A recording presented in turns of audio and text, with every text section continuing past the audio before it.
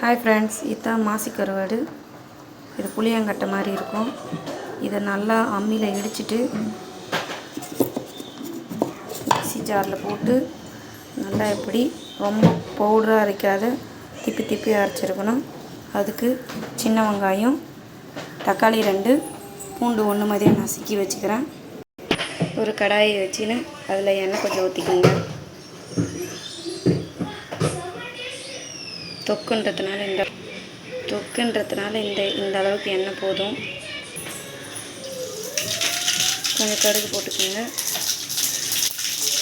கடுகு நல்லா பொரிஞ்ச முன்னாடிக்கு கொஞ்சம் பெரிய ஜீரகம்,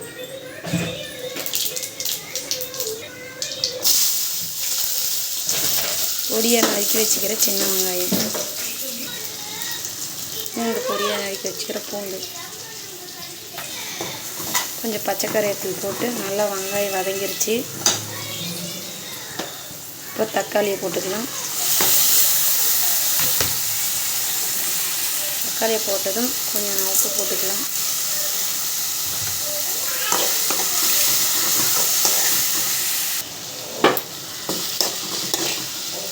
தக்காளி நல்லா வதங்கிருச்சு.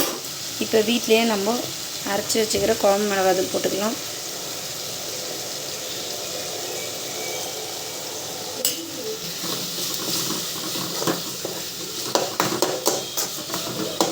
நல்லா அந்த பச்சை வாசனை போகிற வரையும் வதக்கி விடலாம். பச்சை வாசனை போகிறதுக்காக கொஞ்சோண்டு நான் தண்ணி ஊற்றிக்கிறேன். நல்லா எண்ணெய் பிரிஞ்சு வரட்டு. இது ஓரளவுக்கு தண்ணி எல்லாம் இதாகிட்டு எண்ணெய் பிரிஞ்சு வந்துச்சு. இப்போ இந்த மாசி கருவாட்டு தூளை இதில் போட்டுக்கலாம்.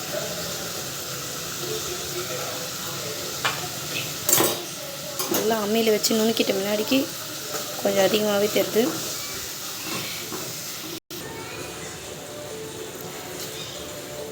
இருங்க, கொஞ்சம் இதை கொட்டிட்டு முன்னாடிக்கு நல்லா கொஞ்சம் கலக்கி விட்டுட்டு கொஞ்சம் நல்லா எண்ணெய் பிரிஞ்சு வரட்டும். ஒரு 5 நிமிஷம் கழித்து நம்ம வந்து பார்க்கலாம். பாருங்கள், எண்ணெய் பிரிஞ்சு வந்துச்சு. இந்த டைமில் நம்ம கொத்தமல்லி தழையை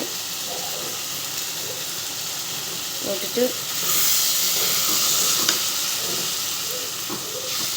அடுப்பை ஆஃப் பண்ணிடலாம்.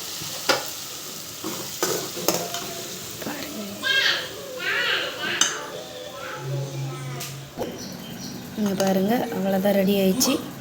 மாசி கருவாட்டு தொக்கு அப்படியே மணமாக இருக்கும். சாப்பிட்டாவே ருசியும் நல்லாயிருக்கும், உடம்புக்கு நல்லது.